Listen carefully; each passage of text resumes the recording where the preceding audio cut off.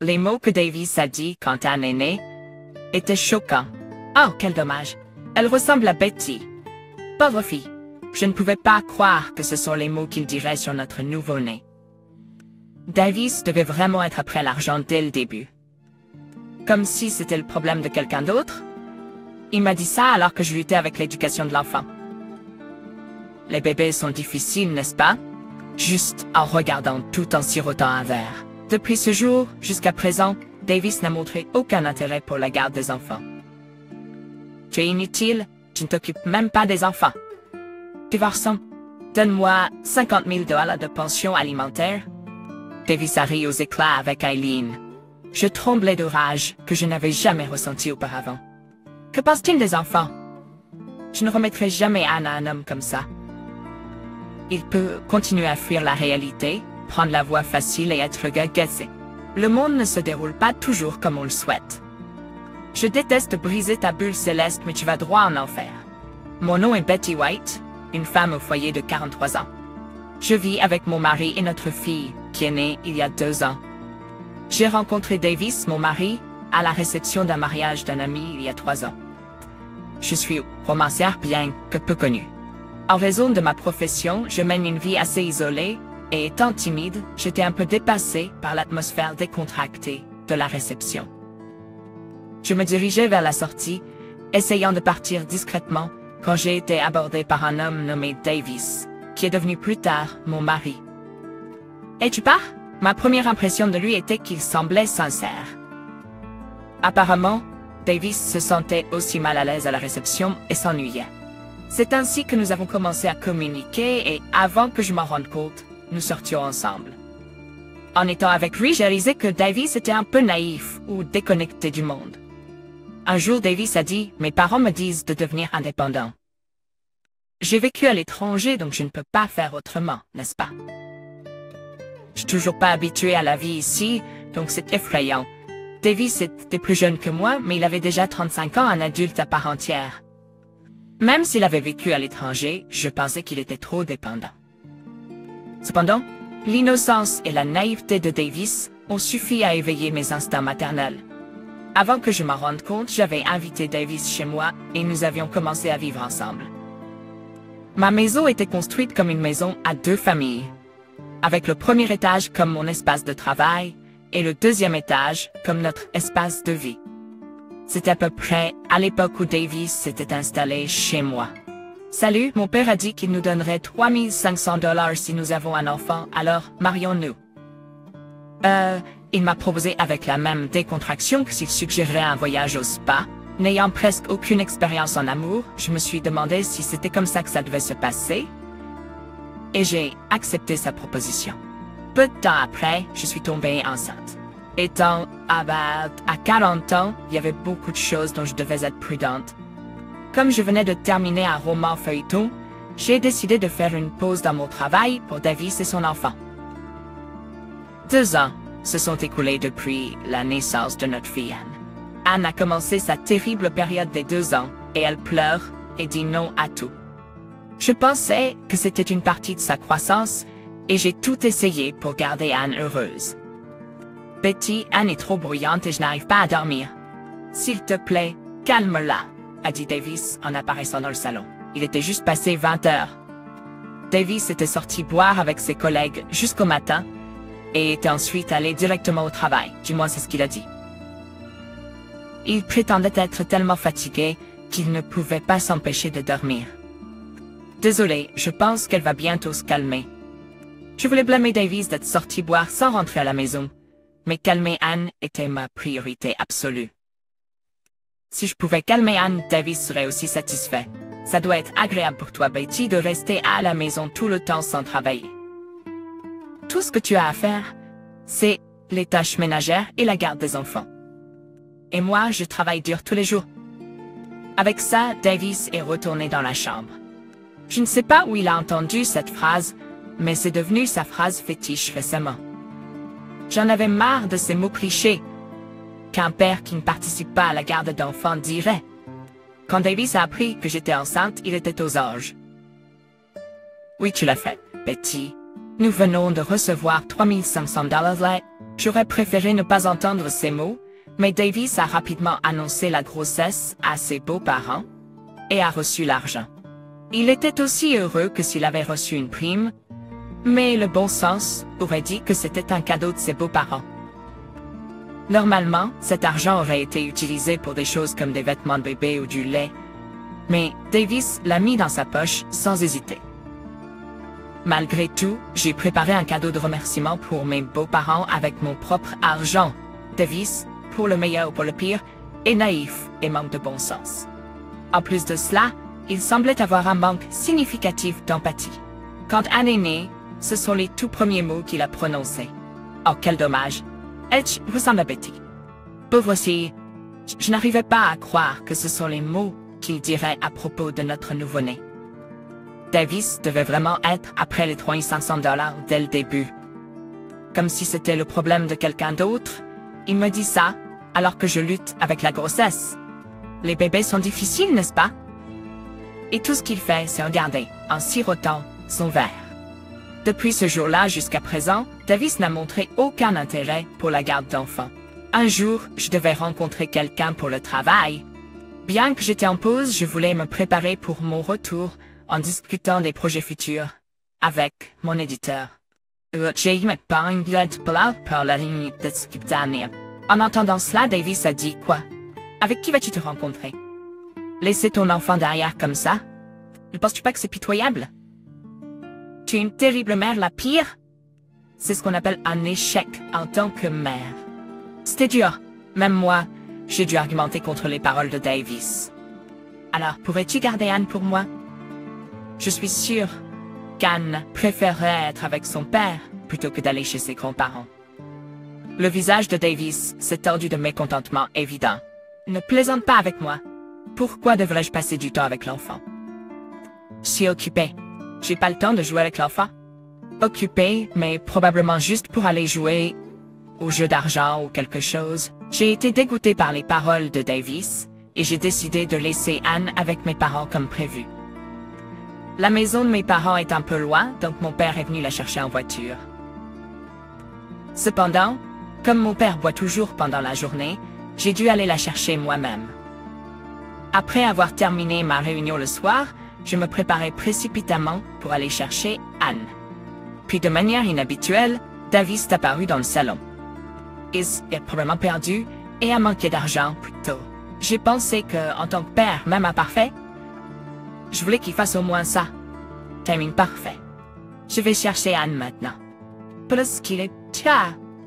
Mais encore, les mots qui sont sortis de la bouche de Davis étaient ceux-ci. Non, c'est embêtant. Je m'y attendais. Donc, sans être déçu, je me suis préparé à quitter la maison. Puis étonnamment, Davis a prononcé des mots inattendus. D'accord, je vais préparer la voiture. J'ai douté de mes oreilles pendant un moment, mais en voyant Davis se diriger vers le parking avec les clés de la voiture, j'ai pu ressentir pour la première fois qu'il avait en effet une certaine conscience en tant que père. J'étais rempli d'une petite joie, mais elle a été brisée dès que je suis monté dans la voiture et que j'ai fermé la porte. Puisque je prépare la voiture, donne-moi $300. Davis a dit cela et a tendu la main. Je vois c'était donc son but. Je sentais mes épaules s'affaisser. Une fois la voiture, je ne pouvais pas refuser. Anne attendait à la maison de mes parents. Je n'avais pas le choix que de remettre les $300. Merci, je suis sûr que je vais gagner à la prochaine machine. Laisse-moi m'en occuper. Davis a démarré la voiture, presque en chantonnant d'excitation. Avec du recul, demander à Davis de prendre la voiture aurait pu être une erreur. Nous avons passé le trajet sans beaucoup de conversation. Puis, à quelques milles de la maison de mes parents, le smartphone de Davis a sonné. Il l'a pris et a commencé à vérifier le message. Davis, fais attention. Tu peux vérifier après avoir arrêté la voiture. Même si je l'ai dit, Davis regardait l'écran de son smartphone en conduisant. Ben, je fais ça tout le temps donc je suis habitué. C'est bon. Davis a dit ça et semblait même répondre au message. À ce moment-là, j'ai senti la voiture. J'ai senti la voiture pencher légèrement vers la droite. Attention! Le moment suivant, j'ai vu le mur en béton de la barrière médiane se profiler devant nous. Davis a rapidement tourné le volant. Avec un bruit sourd, La voiture s'est arrêtée. L'airbag s'est déployé et je me souviens avoir ressenti une sensation écrasante. En entendant des sirènes où j'ai perdu connaissance. Quand je me suis réveillée, j'étais dans un lit d'hôpital. J'ai essayé de bouger un peu. Aïe! Une douleur engourdissante a traversé tout mon corps. Quand la voiture a heurté, j'ai honnêtement pensé que c'était fini. Au moment où nous avons percuté la barrière médiane, tout ce à quoi je pouvais penser était Anne. En parlant de ça, je me demande comment va Anne. J'espère qu'elle est en sécurité chez mes parents. J'espère que Davis n'a rien fait d'étrange. Oh, qu'est-il arrivé à Davis? Alors que je regardais autour de moi avec de grands yeux, une femme m'a parlé. « Cherchez-vous votre mari? » Je me suis tournée vers la voix et j'ai vu une femme dans la chambre d'hôpital. « Tu es celui de la réunion d'aujourd'hui » et je dis. C'est vrai, cette femme était la nouvelle personne en charge chez l'éditeur que j'ai rencontré aujourd'hui. Son nom était Julia Brown. Madame, votre mari n'a été que légèrement blessé, donc il est rentré chez lui après avoir reçu des soins et un examen. C'est terrible, n'est-ce pas? Partir sans même montrer son visage dans la chambre d'hôpital alors que sa femme est dans cet état. Julia avait l'air encore plus frustrée que moi. Apparemment, elle voulait me remercier pour la réunion d'aujourd'hui et m'a appelé, c'était après l'accident. Donc quelqu'un de l'hôpital a répondu au téléphone et a expliqué la situation.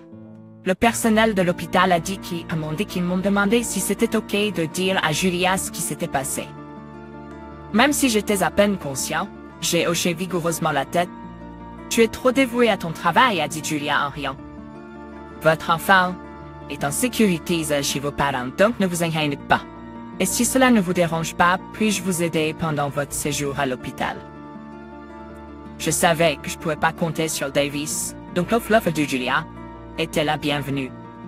Mais j'étais déchirée sur le fait de me faire prendre soin de moi par une étrangère comme Julia. S'il vous plaît, laissez-moi le faire. Je suis en charge de vous, après tout, m'a rassuré Julia. Encouragée par ces paroles, j'ai décidé de la laisser prendre soin de moi. Cela agit de pato. Cependant, j'ai frappé mon dos fort et la douleur m'empêchait de marcher, donc j'ai été obligée d'utiliser un fauteuil roulant pendant un certain temps. En fin de compte, Davis n'est jamais venu à l'hôpital pendant que j'étais admis.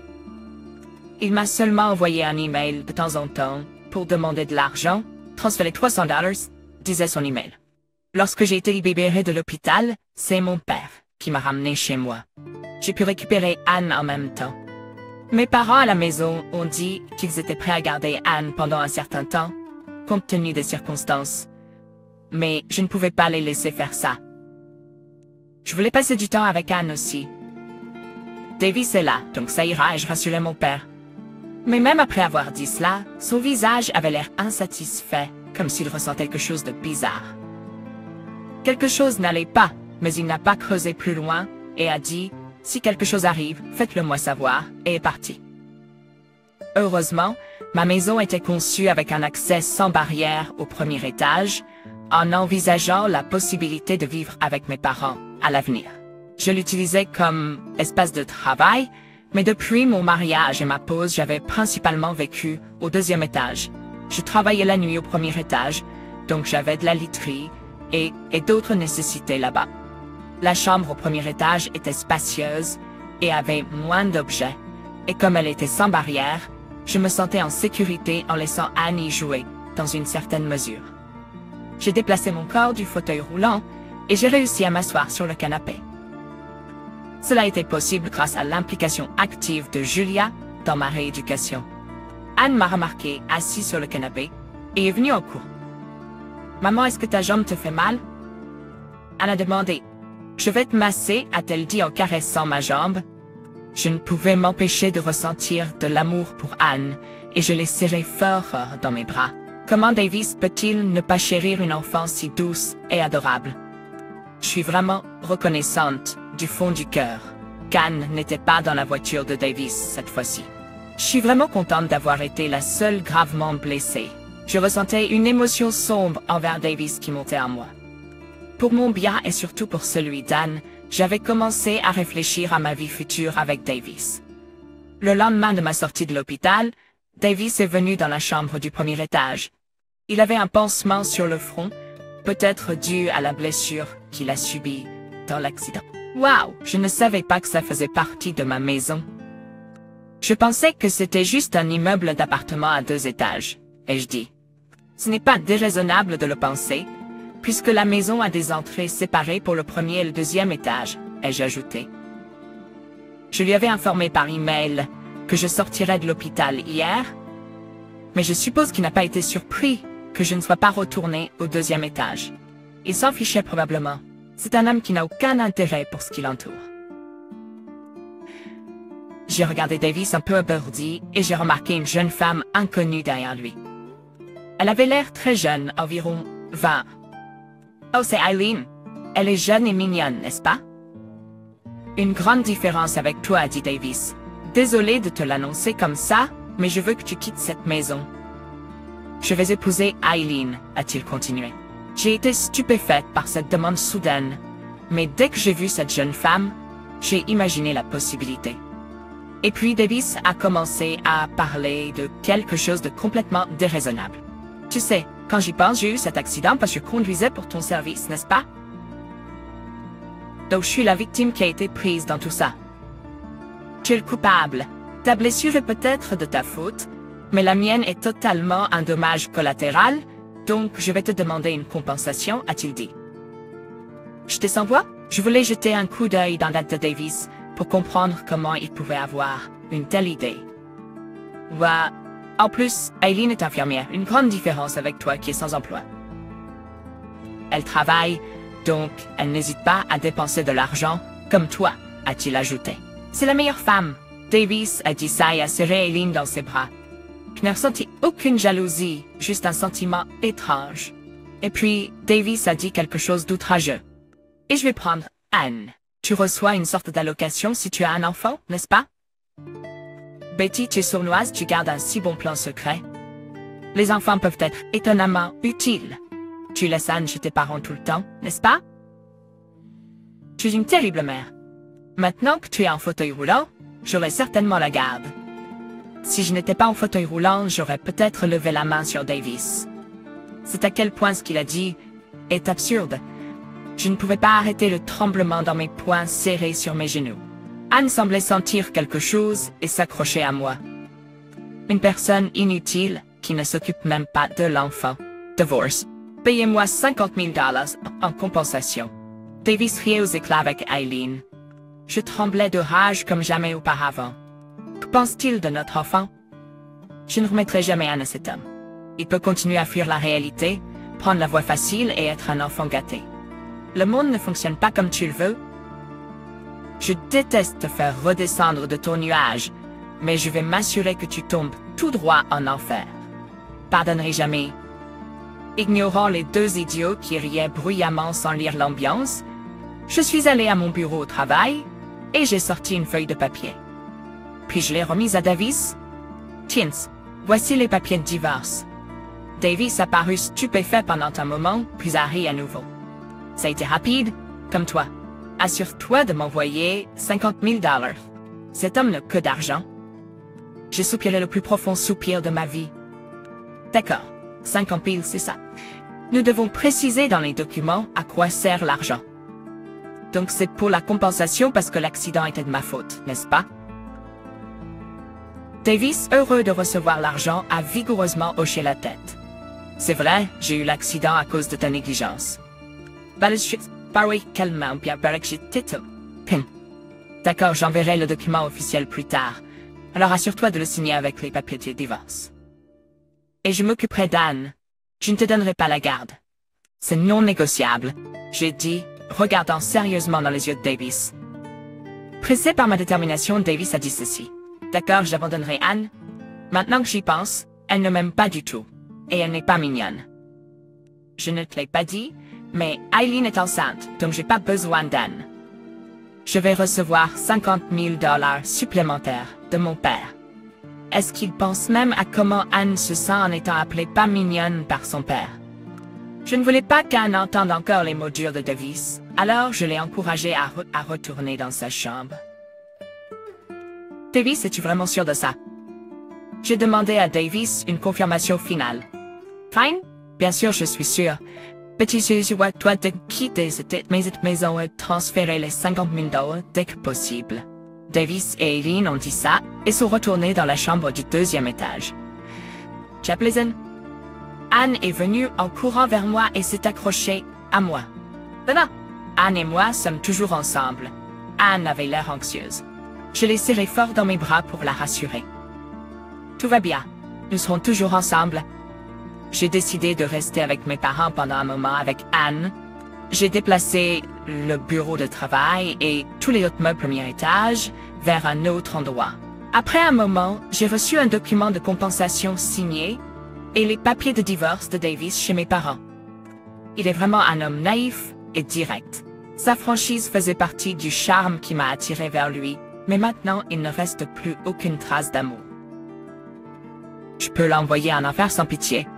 C'était environ un mois après avoir quitté la maison que j'ai remarqué mon téléphone portable vibrer pendant une pause de travail sur un nouveau manuscrit. J'étais tellement absorbé par le manuscrit que je n'avais pas remarqué, mais il y avait des dizaines d'appels de Davis affichés dans l'historique des appels. Je me suis dit qu'il était temps pour lui d'appeler. Je ne voulais pas parler à Davis, mais j'ai répondu au téléphone à contre-cœur. « Allô, qu'est-ce qui se passe ?» J'ai entendu la voix paniquée inhabituelle de Davis de l'autre côté. « Et qu'est-ce qui se passe ?» Des ouvriers sont ici en train de prendre tous les meubles et les affaires. Ils disent même qu'ils vont démolir la maison. Je n'ai pas pu m'empêcher de rire et j'ai éclaté de rire. La voix paniquée de Davis était tellement drôle, je n'ai pas pu m'empêcher de rire. « Hey Betty, arrête de rire et viens ici tout de suite. Tu t'en sortiras pas comme ça. » Davis a raccroché avec un geste théâtral. Même s'il n'y avait aucune garantie que je répondrais au téléphone à nouveau, et même si je n'avais pas promis d'y aller, il a raccroché de lui-même. Quel homme stupide, incapable de penser à l'avenir. Mais je devais montrer à Davis comment aider correctement après cela, donc j'ai décidé d'aller le voir. Anne est actuellement à la garderie. Alors que je me demandais comment y aller, la sonnerie de la porte a retenti. Suspectes, Madame, vous allez quelque part? J'ai expliqué la situation et je lui ai dit que j'allais voir Davis. Alors Julia a dit, dans ce cas, Madame, je vais vous accompagner. Je suis sûre que je peux vous être utile. Elle m'a emmené en voiture et nous nous sommes dirigés vers chez Davis. En chemin, Julia m'a révélé une vérité surprenante. J'ai compris tout s'était passé jusqu'à présent et d'une certaine manière, je voulais voir Davis plus tôt. Quand arrivé à la maison, déménageur est en train de sortir les meubles. Davis m'a appelé et est venu en courant. « Hey, qu'est-ce qui se passe? Est-ce de ton fait? Fais quelque chose à ce sujet. » Davis était plein d'énergie jusqu'alors, mais il est devenu pâle en voyant Julia sortir de la voiture. « Ça fait longtemps, Davis. » Il s'avère que Julia est la vraie sœur de Davis. J'ai été surprise quand je l'ai entendue dans la voiture. De plus, c'est presque étranger. Ne restons pas là à parler, ai-je dit. Allons à l'intérieur. Avec ça, nous nous sommes dirigés vers une pièce au premier étage. Davis était pâle et silencieux. Eileen, qui était avec lui, avait l'air perplexe. Dans la pièce vide, comme la conversation n'avancerait pas si nous restions silencieux, j'ai pris la parole. Ne démolissez pas cette maison. N'obtenez. Aïe. Les meubles sont en train d'être déménagés dans ma maison. J'y vivrai avec Anne et mes parents. Avec ça, Davis a commencé à parler avec colère. Dites-moi, Eileen et moi vivons ici maintenant, n'est-ce pas? Ne la démolissez pas sans demander. Eileen acquiesça. C'est ma maison. J'ai construite avec mon argent. À mes paroles, Davis avait l'air peu convaincu. Comment une personne comme toi, qui change constamment, peut-elle construire une maison? Arrête de mentir. Julia a réfuté les paroles de Davis. Davis, tu ne sais vraiment rien. Betty est modeste, mais elle est une auteure populaire qui a publié de nombreux livres. Certaines de ses œuvres ont même été adaptées en drama et en film. Ce n'est pas quelqu'un qu'un homme comme toi devrait pouvoir épouser. Je pensais que m'appeler un best-seller était exagéré, mais il est vrai que plusieurs de mes œuvres ont été adaptées en médias visuels. Mais elle n'a pas écrit pendant qu'elle était mariée à moi, n'est-ce pas? Donc elle était sans emploi, n'est-ce pas? L'argument de Davis était comme d'habitude hors sujet. J'ai un chronoscope à écouter. Betty a écrit plusieurs œuvres dans le passé. Elles se vendent, plus elles gagnent d'argent. Ça s'appelle des redevances. Davis ne semble pas comprendre. Davis, le revenu ne se limite pas au salaire. Je n'ai pas de salaire, mais je reçois 300 000 $ par an redevance. Les yeux de Davis se sont écarquillés. Il avait trouvé une infirmière plus jeune et plus mignonne et n'avait plus besoin de moi, une personne sans emploi, en fauteuil roulant. Mais le son d'un revenu annuel de 300 000 $ a fait une grande impression sur Davis. Donc cela signifie que j'obtiens la moitié dans le règlement de divorce, n'est-ce pas? Oui, je l'ai fait. Un revenu annuel de 150 000. J'étais à 100 voix devant sa simplicité. Il n'y a pas d'autre son de décrire que d'avoir des fleurs dans la tête. Davis, les redevances de Betty proviennent d'œuvres publiées lorsqu'elle était célibataire. Donc tu n'obtiendras pas un sou, tu sais? Le visage de Davis se figeait dans une expression de « Ah !» J'espère qu'il est reconnaissant de pouvoir même fantasmer sur 150 000 pour un moment. J'ai ajouté de l'huile sur le feu. Il en va de même pour cette maison. Je l'ai construite lorsque j'étais célibataire, donc elle n'est pas sujette au partage des biens. Les meubles aussi. Davis vient de déménager dans la maison où je vivais. Je ne laisserai que ce que vous deux avez acheté. Nous sommes divorcés et je ne laisserai pas un étranger vivre dans ma maison. Alors s'il vous plaît, partez bientôt. Le visage de Davis a de nouveau montré son incrédulité. Il est venu vers moi avec une grande force, demandant où ils étaient. Ils étaient censés vivre. Je sais pas, tu as 50 000 $, donc tu devrais pouvoir trouver un endroit où vivre rapidement, n'est-ce pas? À mes mots, le visage de Davis s'est assombri visiblement. Leurs Bossiginston-là sont partis. Je suis parti en voyage à l'étranger juste après ça, et c'est parti rapidement quand j'ai joué au casino. Perdre une fortune en jouant est juste comme Davis, mais il n'y a pas un brin de sympathie pour une telle chose. Mais ta nouvelle femme est infirmière, n'est-ce pas? C'est bien. Das Prime revenu stable. J'ai souri doucement. Alors, Davis lui aussi a esquissé un petit sourire et a dit « Ouais, c'est vrai. Je suis sauvé parce que Aileen travaille en tant qu'infirmière. J'ai quitté mon travail et Aileen a été en congé payé pendant un mois, tu sais. » Celle qui a assombri son visage à ces mots était Aileen. Cette fille n'est pas l'infirmière ou quoi que ce soit. C'était Julia qui a dit ça. Davis a dit qu'il se mariait à nouveau, donc à la demande de mon père, j'ai fait enquêter sur Aileen. Aileen, t'es incroyable. Est-ce que Davis sait tout? Aileen a légèrement secoué la tête. Aileen, tu es infirmière, n'est-ce pas? Tu as dit que tu recevais un salaire mensuel de 4 000 $, n'est-ce pas? Est-ce que je me trompe? Davis, naïf et ignorant, semblait avoir été trompé par cette Aileen. Je me sens un peu désolé pour lui, mais c'est ce qu'on appelle récolter ce que l'on a semé. Il semble qu'elle visait à devenir infirmière, mais n'as-tu pas perdu ton sang-froid avec un patient pendant la formation et laisses-tu blessé? La famille a gentiment réglé sans en faire une affaire légale, mais tu es parti sans payer 1 centime de l'argent du règlement, n'est-ce pas? C'est le pire. Aileen a lancé un regard noir à Julia. Et tu vas souvent dans des clubs de striptease, n'est-ce pas? J'ai entendu que ta note a dépassé les 3 chiffres. Tu t'enfuis sans payer ça aussi. C'est celui qui est devenu pâle à cela était Davis. Strip note. Aileen, tu n'as pas d'argent? N'as-tu pas emprunté de l'argent à un prêteur sur gage l'autre jour? Tu as dit que tu n'avais tout simplement pas d'argent liquide. Je suis devenu garant en pensant que tu étais infirmière. Mais, à l'écoute des paroles de Davis, Aileen a défié en disant « De quoi tu parles? C'était toi qui agissais? Comme si tu avais de l'argent au début. Je ne t'aurais pas épousé si j'avais su que tu n'avais pas d'argent. C'est un match de boue entre les deux. » Ils aboient et se maudissent l'un l'autre. Excusez-moi, je déteste interrompre votre dispute. J'ai versé de l'eau froide sur le couple qui se disputait. Il semble qu'il y ait eu de l'infidélité pendant le mariage, donc je vais réclamer des dommages à vous deux. Merci. À mes mots, les deux ont arrêté de se disputer brusquement. Au fait, veuillez me rendre les 50 000 $ que j'ai payés. La police a vérifié la caméra de bord, et il a été confirmé que c'était la conduite négligente de Davis. Je vous ai donné 50 000 $ parce que vous avez dit que c'était de ma faute, mais ce n'était pas le cas, alors s'il vous plaît, rendez-le-moi. Le visage de Davis se tordait de plus en plus, un homme adulte au bord des larmes. Au bord des larmes, un homme adulte. Au fait, ne pensez même pas à vous enfuir. Je compte bien vous poursuivre sans relâche.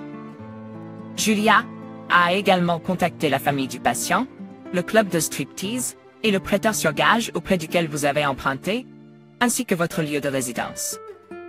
Tout le monde était soulagé de vous retrouver, tant mieux pour vous. Le visage de Davis montrait que ce n'était pas du tout une bonne chose. Et finalement Eileen a éclaté en sanglots.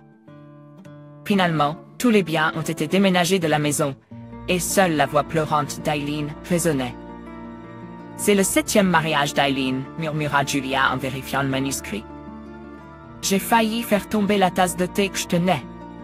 Chaque fois que le partenaire tombait enceinte, les 5 000 $ que mon père donnait étaient censés être une célébration, mais en réalité, c'était comme des excuses envers la femme.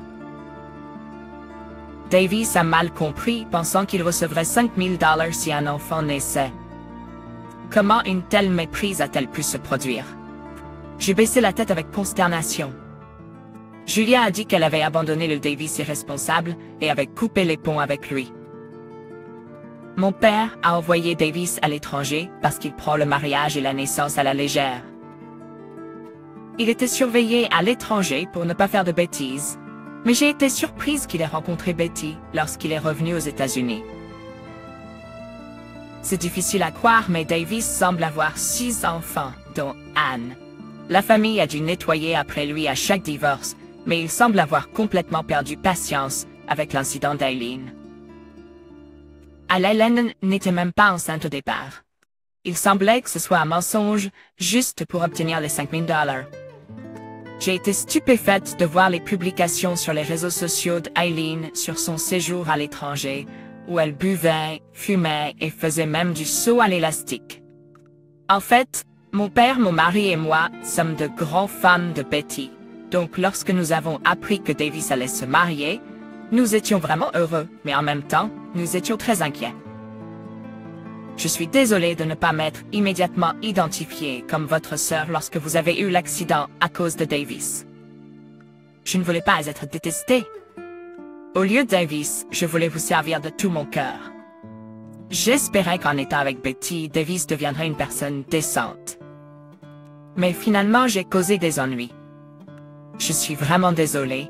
J'ai serré Julia fort dans mes bras, alors qu'elle baissait la tête. Davis avait une famille merveilleuse. J'aurais aimé qu'il réalise cette bénédiction plus tôt. Maman, je marche bien. Après une longue période de rééducation, puis j'ai lentement, moi femme. Même maintenant, Julia est toujours mon éditrice et m'aide dans ma vie quotidienne. Davis travaille maintenant jour et nuit pour rembourser ses dettes sous la supervision de son beau-père avec l'aide d'Eileen. Je vis maintenant avec mes parents et Anne, écrivant des romans dans une nouvelle maison à 2 familles. Bon, c'est génial. Je t'aime.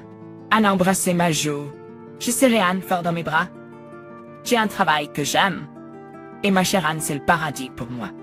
Je suis tellement heureuse maintenant que je ne devrais pas souhaiter quoi que ce soit de plus.